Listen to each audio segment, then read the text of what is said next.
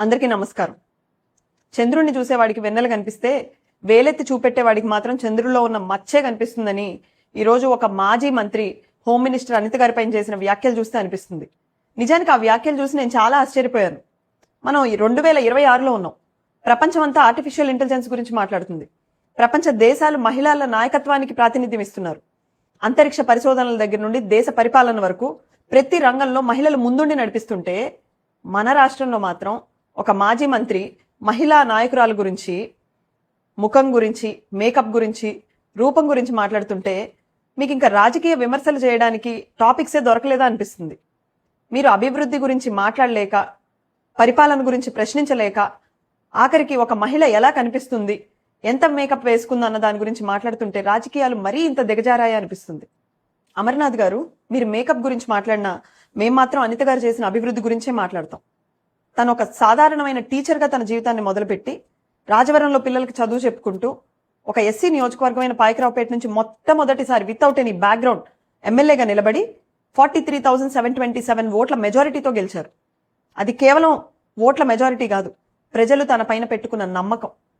ఆ తర్వాత ఓడినా ఒక రాష్ట్ర మహిళా వింగ్ అధ్యక్షురాలిగా మహిళలందరి తరపున తన గళం వినిపిస్తూ, ఒక పాలిట్ బ్యూరో సభ్యురాలిగా ప్రజల గొంతుకై నిలబడుతూ, ఒక సాధారణ టీచర్ స్థాయి నుండి ఈరోజు ఒక రాష్ట్రానికి హోమ్ మినిస్టర్ అయ్యే స్థాయి వరకు ఆ జర్నీని మీరు మేకప్తో కప్పలేరు.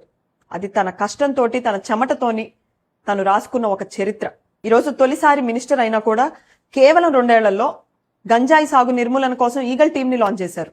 యాంటీ నార్కోటిక్ టాస్క్ ఫోర్స్ని అరేంజ్ చేశారు. 6,100 పోలీస్ పోస్టులను రిక్రూట్మెంట్ చేశారు. నేరాల నిర్మూలన కోసం రాష్ట్ర వ్యాప్తంగా 1,00,000 సీసీటీవీ కెమెరాలను ఏర్పాటు చేశారు.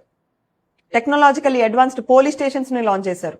ఈరోజు ఆంధ్రప్రదేశ్లో నేషన్ వైడ్ గా లా అండ్ ఆర్డర్ ని మెరుగైన స్థానంలో నిలబెట్టారు. ఆమె elite grey hounds operational capabilities పైన అర్ధరాత్రి వరకు సమీక్షలు చేస్తుంటే మీరు మాత్రం ఆవిడ వాడే మేకప్ పైన సమీక్షలు చేసి గోడలకు రాసే పుట్టిలా ఉందని ఎద్దేవా చేస్తారా? అవును, అనిత గారు పుట్టి వాడుతున్నారు. కాకపోతే మీరు అనుకున్నట్టు ముఖానికి కాదు. తమరి ప్రభుత్వ హయాంలో బీటలు వారిన రాష్ట్ర రక్షణ వ్యవస్థకు ఆవిడ పుట్టి పెడుతున్నారు. మీరు ఆమెను ఎదుర్కోవాలంటే ఆమె తెచ్చిన అవకాశాల గురించి, సాధించిన ఫలితాల గురించి మాట్లాడండి. మేకప్ గురించి మాట్లాడడం చాలా సులభం, కానీ ఒక రాష్ట్ర రక్షణ వ్యవస్థకి అండగా నిలబడటం చాలా కష్టం. వ్యక్తిగత విషయాల గురించి మాట్లాడడం చాలా సులభం, కానీ ఒక నియోజకవర్గ భవిష్యత్తును మార్చే ఆర్సిల్ఆర్ మిట్టల్ లాంటి ప్రాజెక్టులు తన నియోజకవర్గానికి తెప్పించుకోవడం చాలా కష్టం. మీరు ఆమె ముఖాన్ని చూశారు, ఆమె బ్రెయిన్ పవర్ని చూడలేకపోయారు కాబట్టే మాజీ మంత్రిగా మిగిలిపోయారు. వారు ఈరోజు ఆంధ్రప్రదేశ్ హోమ్ మినిస్టర్గా నిలబడ్డారు. అమర్నాథ్ గారు, మీరు ఈరోజు అవమానించింది కేవలం అనిత గారిని కాదు, రేపటి రోజున ఉన్నత స్థాయికి వెళ్లాలని కలలు కనే ప్రతి ఆడపిల్లని, ఎండనక వాననక కష్టపడే ప్రతి ఉద్యోగిని. ఈరోజు మీరు ఎంత కష్టపడ్డా, ఎంత ఎదిగినా, ఒక రాష్ట్రానికి హోమ్ మినిస్టర్ అయినా మీరు సాధించిన ఫలితాలని, మీ పనితీరుని చూసి కాదు, మీ ముఖం రంగుని, మీ మేకప్ను చూసే మేము మాట్లాడతామన్న మెసేజ్ని మీరు ఈరోజు ఈ రాష్ట్ర మహిళలకు అందించారు. జనాభాలో 50% ఉన్న మహిళలు ఇది గమనిస్తున్నారు. మీరు మేము ఎంత కష్టపడ్డా, ఎంత ప్రతిభ ఉన్నా మీరు మేకప్ల గురించి మాట్లాడితే 2029లో వస్తామంటున్నారు కదా, 2029 కాదు, 39, 49, 59, 69 అయినా కూడా ఈ రాష్ట్ర మహిళలు మిమ్మల్ని గెలవనివ్వరన్నది మీరు ఖచ్చితంగా గుర్తుపెట్టుకోవాలి.